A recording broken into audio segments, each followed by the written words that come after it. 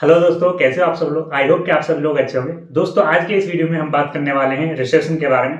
All major players have slashed their workforce. Across Silicon Valley, companies are now downsizing. A recession is on the way. Twitter's mass layoffs are unfolding in real time as employees locked out of their office systems are tweeting to say goodbye. अभी ज्यादातर take कंपनियां अपने employees को fire कर रही हैं, जो कि बल्क में फायरिंग हो रही है। इसका क्या रीजन है, इससे क्या क्या इम्पैक्ट पड़ने वाले हैं और इससे हम कैसे बच सकते हैं, इन सभी के बारे में आज बात करने वाले हैं। तो दोस्तों, सबसे पहले समझते हैं कि रिसेशन होता क्या है। एक्चुअल में रिसेशन की अगर डेफिनेशन पे जाएं, अगर मैं सिंपल लैंग्वेज में समझाने की कोशिश करूं तो ऐसा बोल सकते हैं, जो कि कोई एक टाइम पीरियड होता है, उस टाइम पे जब हमारी व्यापारिक मंदी होती है, उसी को हम रिसेशन बोलते हैं। जैसा कि मैंने जीडीपी वाले वीडियो में बताया था कि जैसे अगर हमें किसी देश की हालत पता करनी है तो उसका जीडीपी पता करते हैं। तो जब भी हमारा रिसेशन चलता है उस टाइम पे हम ये बोल सकते हैं कि लोगों की जॉब जा रही है या फिर हम बहुत ही व्यापार में मंदी जा रही है, ठीक है।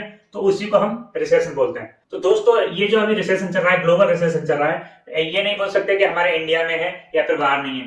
अभी अपना इंडिया में ये बोलूंगा कि काफी अच्छा चल रहा है। अगर हम किसी और कंट्री से कंपेयर करें तो अपने इंडिया की हालत काफी अच्छी है। तो जानकर ये जो मास में फायरिंग हो रही है वो आईटी कंपनियों में हो रही है। अभी हम इस रीजन समझने की कोशिश करते हैं कि क्या रीजन हो सकते हैं इसके पीछे, क्यों ऐसा रिसेशन आया है अभी ग्लोबली, और हम इससे कैसे बच सकते हैं। दोस्तों, जैसा कि अभी आपको पता है कि कोविड निकल के गया है, तो कोविड के टाइम पर क्या हुआ था कि जो टेक इंडस्ट्री थी, मतलब अपनी टेक्नोलॉजी थी, वो काफी बूम हुई थी। क्या वो काफी बहुत सारी चीजें टेक इंडस्ट्री पे डिपेंड हो गई थी। लोगों के काम धंधे बंद हो गए थे और ज्यादातर जो भी बहुत सारी जो चीजें थी ऑनलाइन पर लोग मूव हो गए थे। तो टेक इंडस्ट्री ने काफी अच्छा परफॉर्म किया था उस टाइम पर, कोविड के टाइम पर। जैसे जैसे हमारा कोविड खत्म हुआ, बैक टू वर्क, मतलब अपनी जो प्रीवियस जो स्टेज थी उस पर पहुंचने लगे, अपनी अपनी जॉब करने लगे, और जिस तरीके से वो पहले शॉपिंग करते थे, मतलब ऑनलाइन को छोड़कर के ऑफलाइन, वो करने लगे।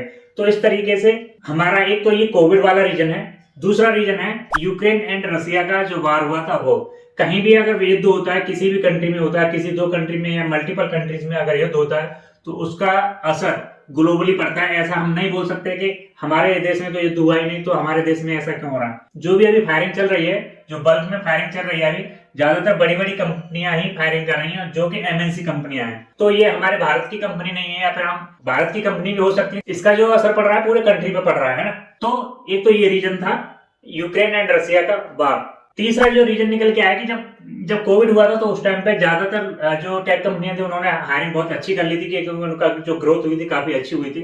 लेकिन अभी ग्रोथ थोड़ी कम हो गई। जब ग्रोथ थोड़ी कम हुई, क्योंकि उन्होंने जो एक्सपेक्ट किया था वो नहीं हो पा रहा अभी, क्योंकि जब लोग अपनी पुरानी सिचुएशन पर वापस आए कोविड खत्म होने के बाद, तो काम थोड़ा सा कम हुआ है। तो इसकी एक ये रीजन भी आया निकल के। दोस्तों, ये वाला वीडियो मैंने 5-6 दिन पहले भी रिकॉर्ड किया था, बट वो एडिट नहीं हो पाया क्योंकि उसमें एक मिस्टेक हो गई थी। अब ये वाला वीडियो मैं दोबारा से रिकॉर्ड कर रहा हूँ। अभी हम समझने की कोशिश करते हैं क्या इम्पैक्ट पड़े हैं हम लोगों पर या फिर आम जनता पर। दोस्तों, जब भी रिसेशन आता है तो क्या होता है कि जो भी आइटम की प्राइस हो, जो भी हम प्रोडक्ट खरीदते हैं मार्केट से, उसके प्राइस बढ़ा दिए जाते हैं। इवन उस पर टैक्स भी बढ़ा दिया जाता है। तो जब टैक्स बढ़ेगा तो ऑफ कोर्स उसका प्राइस बढ़ जाएगा। तो जब भी प्राइस बढ़ता है तो वो आम जनता पर भी उसका असर पड़ता है। ऐसा नहीं है कि कोई अमीर है तो उसको 10 रुपए वाला आइटम 12 रुपए में मिलेगा, और जो गरीब है उसको 10 रुपए में ही मिलेगा। ऐसा कभी नहीं होता। जब भी किसी भी प्रोडक्ट पे पैसे बढ़ते हैं तो उसका असर ओवरऑल हर किसी व्यक्ति पर पड़ता है।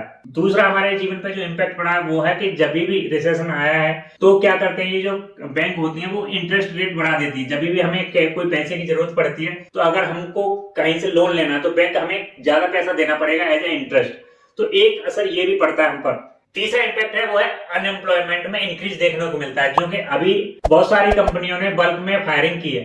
तो इसका असर कहीं ना कहीं हम सभी के जीवन पर पड़ रहा है, क्योंकि जैसे 10,000 20,000 ऐसे एम्प्लॉय को फायर किया जाएगा तो ये काफी बड़ा नंबर होता है। जब ऐसे बड़ी बड़ी कंपनियां इतने बड़े नंबर में लोगों को फायर करती हैं तो एक पर्टिकुलर इंसान पर इसका काफी इम्पैक्ट पड़ता है। तो दोस्तों, अभी हम जैसे जानते हैं, या फिर आप लोगों को पता है, अगर नहीं पता तो मैं बता देता हूं। जैसे कि अमेजॉन कंपनी ने अभी लगभग 10,000 लोगों को फायर किया है, जो कि बहुत ही बड़ा नंबर है। उसके अलावा जो फेसबुक की पेरेंट कंपनी है मेटा, उसने भी 11,000 लोगों को फायर किया है, जो कि उनकी जो टोटल एम्प्लॉइज थे उसका 13% होता है। इसके अलावा ट्विटर की बात करें तो उन्होंने भी 7,500 एम्प्लॉइज को फायर किया है, जो कि उनके जो एम्प्लॉइज थे ट्विटर में उसका 50% है। स्नैप ने भी 1,300 एम्प्लॉइज को फायर किया है, जो कि उनका 20% है। जो भी उनके एम्प्लॉइज थे उसका 20% फायरिंग उन्होंने कर दिए।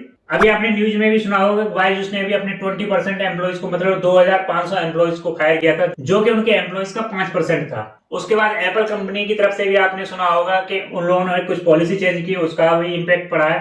उसके अलावा माइक्रोसॉफ्ट ने भी कुछ लगभग 1000 एम्प्लॉइज को फायर किया था। वो उन्होंने सफाई देते हुए कहा था कि हमारी ये पहले से ही प्लानिंग थी कि हम लगभग इतने एम्प्लॉइज को निकालने वाले हैं। ओवरऑल हम ये देखें कि एम्प्लॉइज को निकाला जा रहा है, लेकिन इसका मतलब ये नहीं है कि कंपनियां हायर नहीं कर रही, कंपनियां हायर भी कर रही है। तो अभी इससे हमें डरना नहीं है। जब भी कोई परेशानी आती है तो उससे हमको कुछ सीख लेनी होती है और उससे उभरना होता है। तो अभी बात करते हैं कि जब भी रिसेशन आता है उस टाइम पे हमको क्या क्या खरीदना नहीं चाहिए, या फिर हम कैसे बच सकते हैं, कैसे सेव कर सकते हैं, मतलब क्या काम नहीं करने चाहिए हमको, उस सब के बारे में अभी बात करते हैं। जैसा कि अमेजन के सीईओ जेफ बेजोस ने बताया था कि कुछ इलेक्ट्रॉनिक आइटम वगैरह हमको इस टाइम पर नहीं परचेज करने चाहिए, जैसे कि टीवी है, फ्रिज है, रेफ्रिजरेटर है। इन चीजों की अभी जरूरत नहीं पड़ रही है हमको, क्योंकि अगर हम इनको पोस्टपोन कर देंगे तो काम चला सकते हैं हम। जैसे टीवी है, इसकी क्या जरूरत है हमें, जैसे कि नई कार है, बाइक है, कोई भी हमें व्हीकल परचेज नहीं करना चाहिए। ऐसे में इस टाइम पे हमको क्या है, ज्यादा से ज्यादा पब्लिक ट्रांसपोर्ट को यूज करना चाहिए। जैसे हमें अगर दूर जाना है तो वहां पर ट्रेन का यूज कर सकते हैं या फिर बस का यूज कर सकते हैं। नेक्स्ट, हमें इस टाइम पे जब रिसेशन चल रहा होता है उस टाइम पे हमको नया घर भी नहीं खरीदना चाहिए, क्योंकि हमें ईएमआई देना पड़ेगा और ईएमआई भरने के लिए पैसा होना चाहिए। हमें नहीं पता कि हमारे साथ फ्यूचर में क्या होने वाला है। जब ऐसी सिचुएशन आ रही है तो हमें जो हमारा पैसा है उसको सेव करके रखना चाहिए, तो नए घर भी नहीं खरीदने चाहिए। उसके साथ ही साथ जैसे कि हम बहुत ज्यादा ग्रोसरीज का सामान खरीदते हैं, तो कभी कभी क्या होता है कि हम बहुत ज्यादा सामान खरीद लाते हैं कि स्टॉक में, तो ऐसा कभी भी नहीं करना चाहिए। हमें धीमे धीमे सामान ही लाना चाहिए, क्योंकि इससे क्या होंगे, जब हम धीमे धीमे सामान लाएंगे, या फिर हम ऐसा बोल सकते हैं अगर हम कम सामान लाएंगे तो हम जितना सामान यूज होगा उतना ही लेके आएंगे, तो खराब होने के चांसेस नहीं रहेंगे। इट मींस हम ये बोल सकते हैं एक तरीके से हमारी सेविंग ही हो रही है वहां पर। ऐसे टाइम पे हमको सिल्वर और गोल्ड वगैरह भी नहीं खरीदने, ये सोना चांदी ये सब चीजें भी नहीं खरीदनी। उसके अलावा अगर बात करूं तो जैसे कि मेंबरशिप वगैरह आप लोग लेते हो, जैसे कि ओटीटी प्लेटफॉर्म वगैरह हो गए या फिर और भी कोई सब्सक्रिप्शन हो गए जो कि पेड है, वो सर्विस अभी आपको नहीं लेनी है। अगर आपको सब्सक्रिप्शन नहीं लेना है तो फ्री वाली सब्सक्रिप्शन ले सकते हैं, जैसे कि आप मेरा यूट्यूब चैनल को सब्सक्राइब कर सकते हैं, यहाँ पर कोई वैसा नहीं लगता है। उसके अलावा जैसे कि एक्सटेंडेड वारंटी की तरफ भी हमको नहीं जाना चाहिए। जैसे कि तो जैसे व्हीकल का जो सर्वे हुआ था, जो लोग एक्सटेंडेड वारंटी लेते हैं 50% से ज्यादा लोग तो जो एक्सटेंडेड वारंटी लेते हैं वो यूज ही नहीं कर पाते। तो ऐसे टाइम पर, रिसेशन के टाइम पर, तो हमको इन चीजों से भी बचना चाहिए। अभी हम बात करेंगे कि हमको ऐसे रिसेशन में सर्वाइव करने के लिए क्या क्या काम करने चाहिए। तो पहला है, अगर आप जॉब कर रहे हैं तो अपनी जॉब को फॉर ग्रांटेड नहीं लेना चाहिए। आपको अपनी जॉब पर काफी अच्छे से फोकस करना है, नई स्किल्स सीखनी है।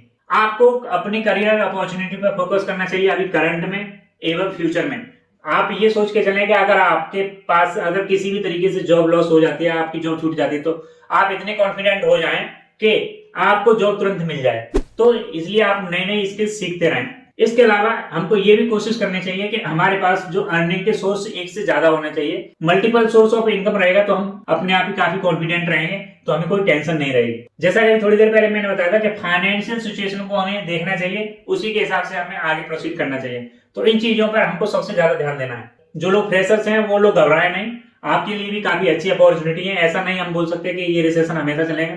ये कोई अभी बुरा टाइम चल रहा है, इसके बाद अच्छा टाइम आने वाला है। बहुत ज्यादा लंबा रिसेशन नहीं है ये, तो आप टेंशन ना लें, अपनी पढ़ाई पर फोकस करें और अपने काम पर फोकस करें, नई स्किल्स सीखें। अगर आपको लग रहा है कि आप इसमें अच्छा कर सकते हैं तो उसको अच्छा करें और नई स्किल्स जरूर सीखें। टेंशन को छोड़ दें, टेंशन जितना लोगे उतने ही ज्यादा आपको नेगेटिव थॉट्स आएंगे। तो नेगेटिविटी को दूर करके आप पॉजिटिव होकर सोचिए और आपके लिए काफी अच्छी अपॉर्चुनिटी आने वाली है। इसका मतलब ये सोच सकते हैं आप कि अभी आपके पास 5-6 महीने का टाइम है, और जैसे ही 5-6 महीने का ये टाइम गुजरेगा तो आप काफी अच्छे से उस पोजीशन के लिए काफी अच्छे से स्ट्रांग हो पाएंगे, और जैसे ही आपको अपॉर्चुनिटी मिलेगी आप उसको ग्रैब कर लेंगे, उसमें जॉब पा लेंगे। अगर आपको दोस्तों ये वीडियो पसंद आया है तो प्लीज लाइक कीजिए और अपने दोस्तों के साथ शेयर कीजिए। अगर आपने मेरे चैनल को सब्सक्राइब नहीं किया है तो प्लीज चैनल को सब्सक्राइब कीजिए। दोस्तों आज के वीडियो में बस इतना ही, मिलेंगे नेक्स्ट वीडियो में। तब तक के लिए bye bye and take care. अपना और अपने परिवार का ध्यान रखें।